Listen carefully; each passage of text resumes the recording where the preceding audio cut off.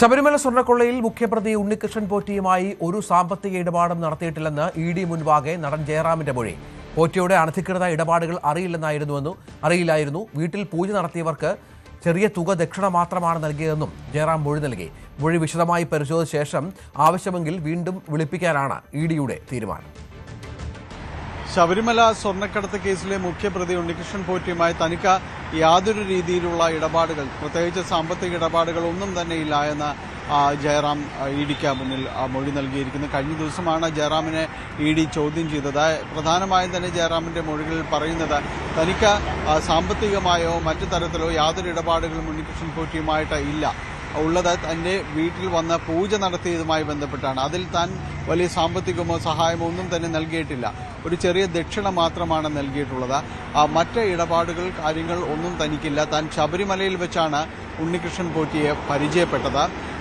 മറ്റിടങ്ങളിൽ വെച്ചുള്ള പരിചയങ്ങൾ ഒന്നും തന്നെ തനിക്കില്ല. ഈ രീതിയിൽ ഒരു സാമ്പത്തിക പ്രശ്നങ്ങളോ കാര്യങ്ങളോ കൈകാര്യം ചെയ്യുന്ന ഒരാളാണെന്ന് തനിക്കറിയില്ലായിരുന്നു. പ്രത്യേകിച്ച് ഈ ശബരിമലയുമായി ബന്ധപ്പെട്ട് നടന്നുകൊണ്ടിരിക്കുന്ന ഈ വസ്തുതകൾ, അവിടെ വലിയ രീതിയിലുള്ള സ്വർണ്ണ കവർച്ചയും മറ്റും നടന്നിരിക്കുന്നു എന്ന് പറയുമ്പോൾ ഇതുമായി ബന്ധപ്പെട്ട് ഇയാളുടെ നേതൃത്വത്തിലാണ് നടക്കുന്നതെന്ന വസ്തുതകളെല്ലാം താൻ ഇപ്പോഴാണ് അറിയുന്നത്. അപ്പോൾ ഇതുമായി ബന്ധപ്പെട്ട ഒരു കാര്യങ്ങളും തനിക്കറിയില്ലായിരുന്നു. പോറ്റിയുമായിട്ട് മറ്റൊരു കാര്യവും സംസാരിച്ചിട്ടും താനില്ല. ഇതൊന്നും അറിയാതെ തന്നെയാണ് തനിക്ക് ഇയാളുമായിട്ട് ആ ഘട്ടത്തിലുണ്ടായിരുന്ന ഒരു സൗഹൃദമെന്ന് പറയുന്നത്. അത് പേരിന് മാത്രമുള്ള ഒരു ബന്ധം മാത്രമായിരുന്നു. മറ്റിടപാടുകളൊന്നും തന്നെ അയാളുമായിട്ടില്ല, പോറ്റിയുമായിട്ടില്ല. യാതൊരു രീതിയിലുള്ള സാമ്പത്തിക ഇടപാടുകളോ മറ്റിടപാടുകളോ ഒന്നും നടത്തിയിട്ടില്ല. ആകെയുള്ളത് വീട്ടിൽ നടത്തിയ പൂജയ്ക്ക് ഒരു ചെറിയ ദക്ഷിണ നൽകുക എന്നത് മാത്രമാണ് താൻ നൽകിയിട്ടുള്ളതെന്നാണ് ജയറാം ഇഡിക്ക് നൽകിയ മൊഴിയിലെ വസ്തുതകൾ പുറത്തു വരുമ്പോൾ മനസ്സിലാകുന്നത്. ഇതിൽ ഈ കാര്യങ്ങൾ ഇഡി പരിശോധിക്കുകയാണ്. ജയറാം പറഞ്ഞതിൽ എത്രമാത്രം വസ്തുതകളുണ്ട് എന്നതെല്ലാം തന്നെയാണ് ഇഡി പരിശോധിക്കുന്നത്. ഇതെല്ലാം പരിശോധിച്ച ശേഷം ആവശ്യമെങ്കിൽ വീണ്ടും ജയറാമിനെ വിളിച്ചു വരുത്തും എന്നതാണ് ഇഡി പറയുന്നത്.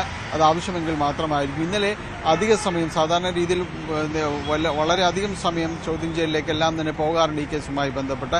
എന്നാൽ ജയറാമിന്റെ ചോദ്യം ചെയ്യലെല്ലാം തന്നെ പെട്ടെന്ന് അവസാനിക്കുകയുമെല്ലാം ചെയ്തിരുന്നു. ഇപ്പോൾ ജയറാം പറഞ്ഞിരുന്നത് തന്നിൽ നിന്ന് ചില കാര്യങ്ങൾ ചോദിച്ചറിയുക മാത്രമാണ് ഉണ്ടായിരുന്നത്. അത് അവർക്ക് അത് ബോധ്യമായിട്ടുണ്ടെന്ന് താൻ പ്രതീക്ഷിക്കുന്നു. അതിനുശേഷമാണ് താൻ തിരികെ പോകുന്നതെന്നെല്ലാം ജയറാം പറയുകയും ചെയ്തിരുന്നു. ഏതായാലും ഈ കേസുമായി ബന്ധപ്പെട്ടുകൊണ്ട് ഇഡിയുടെ അന്വേഷണങ്ങൾ തുടരുകയാണ്. ജയറാം ഉൾപ്പെടെ മറ്റു പലരെയും ഇതുമായി ബന്ധപ്പെട്ടുകൊണ്ട് ചോദ്യം ചെയ്യലടക്കം നടത്തിയിരുന്നു. നടപടിക്രമങ്ങൾ പൂർത്തിയാവുകയാണ്. ഇതുവരെയും ആരുടെയും അറസ്റ്റ് ഈ കേസുമായി ബന്ധപ്പെട്ടുകൊണ്ട് ഇഡി രേഖപ്പെടുത്തിയിട്ടുമില്ല. ഏതായാലും വൈകാതെ അതിലേക്കെല്ലാം നീങ്ങുന്നൊരു സാഹചര്യങ്ങൾ ഉണ്ടാകും.